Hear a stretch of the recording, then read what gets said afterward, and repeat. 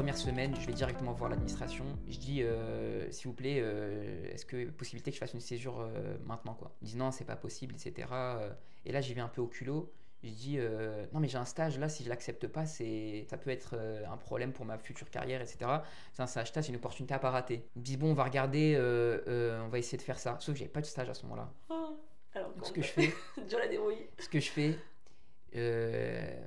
moi je voulais être attaché parlementaire à l'Assemblée nationale. Je vais voir le député de ma circonscription. D'abord je l'appelle, je vais sur son site. J'ai d'abord eu son, je sais plus si c'est secrétaire ou attaché. Et ensuite j'ai son numéro de téléphone direct. Je lui explique le truc, je lui dis ouais je suis un étudiant de Mantes-la-Jolie, c'était de ma circonscription donc il connaissait très bien, c'était l'ancien maire de Mantes-la-Jolie. Je lui dis je vais être attaché parlementaire, il me dit bah viens et je vais une semaine plus tard, je fais mon entretien, ça se passe bien, il me dit c'est parti on commence en octobre. Et on était en septembre à ce moment-là donc normalement c'est rarement fait aussi tard. Et donc c'est là où j'appelle l'administration, je dis non c'est bon tout est fait, là pour le coup c'était réel, et non j'ai la convention prête, j'y vais aller. Donc là ce qui est bien avec Sciences Po Paris c'est qu'ils sont assez flexibles, l'administration est assez flexible, ils comprennent que des fois tu as des opportunités, et donc finalement on fait la convention et voilà je fais ma césure au dernier moment. T'étais chaud là. Ouais j'ai eu chaud en tant qu'attaché parlementaire à l'Assemblée nationale. 6 mois et ensuite je fais un petit cabinet de conseil 4 mois après. Et donc ouais, césure qui n'était pas prévue et que heureusement que je l'ai faite, je me dis avec le recul quand même. Ça t'a apporté quoi? Dire une professionnalisation, j'avais pas forcément. J'avais fait un stage aux États-Unis déjà où je conseillais Nathan Fletcher qui est ils ont on va dire l'équivalent du conseil départemental en Californie. Donc j'étais dans le board là-bas. Franchement, c'était vraiment un petit stage où c'était pas très responsabilisant, mais j'ai pu au moins voir, tu vois, comment ça se passait. Mais donc j'étais peu professionnalisé à ce stade-là et ça m'a apporté pas mal de choses. Déjà voir le monde professionnel, se réveiller tous les matins, pas pour aller en cours, mais pour aller travailler, aller en costume. Parler avec des gens qui ont plus ton âge mais qui sont plus âgés, et puis j'envisageais pourquoi pas il y a un concours de la haute fonction publique qui te mène à travailler à l'Assemblée nationale en tant qu'administrateur. C'est un bon concours très très réputé et je me suis dit que au bout du stage je me suis dit que c'était pas fait pour moi, que c'était pas forcément le stage qui m'intéressait la fonction qui m'intéressait le plus, mais en tout cas en termes de responsabilisation j'écrivais des propositions d'amendement de la loi. Par exemple le projet de loi de finances qui a été voté à l'époque, je faisais des propositions, des fois j'allais représenter le député, je me rendais compte en fait de ce qui se passait derrière la chambre, on va dire le cœur législatif de la France, là où se font les lois. Et donc ouais, ce que j'apprenais à l'école, je le voyais en réel et donc d'un coup je me projetais beaucoup plus vite et ouais, j'ai beaucoup aimé mon expérience là-bas. Et mais ça m'a aussi aidé à prendre un peu de recul, me dire moi il faut que je teste quand même d'autres choses. Je ne vais pas me lancer alors que je ne suis pas forcément ultra convaincu. Et c'est ce que j'ai fait après. Je me suis dit bon, il faut que je me lance sur du privé et après on viendra plus tard, mais aussi sur école de co plus tard. Mais ouais, c'était première expérience professionnelle, première responsabilisation concrète en fait, et c'était ouais, assez passionnant. Ouais, ça fait du bien d'avoir des stages et du concret, parce que les cours c'est chouette, ça te permet d'avoir de gymnastique, de parler d'un peu tous les sujets. Mais là, d'avoir du concret, tu te projettes plus pour la suite. Exactement. Et c'est un peu la particularité des grandes écoles, que ce soit un G, commerce, Sciences Po, c'est que quand tu rentres, après tu as encore plein de possibilités. Et donc c'est encore plus... c'est encore plus dur. C'est encore plus dur. Parce que justement, à Sciences Po, j'ai des potes qui finissent faire de la finance, d'autres qui finissent avocat, d'autres qui finissent chercheurs. Donc en fait, tu as encore beaucoup de possibilités. Ça peut être piégeux. Et ça, c'est quelque chose...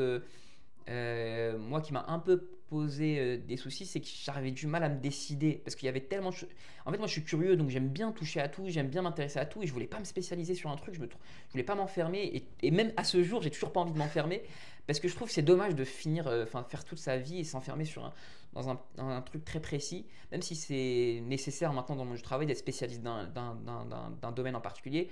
Moi j'ai toujours voulu aimer être le plus pluridisciplinaire.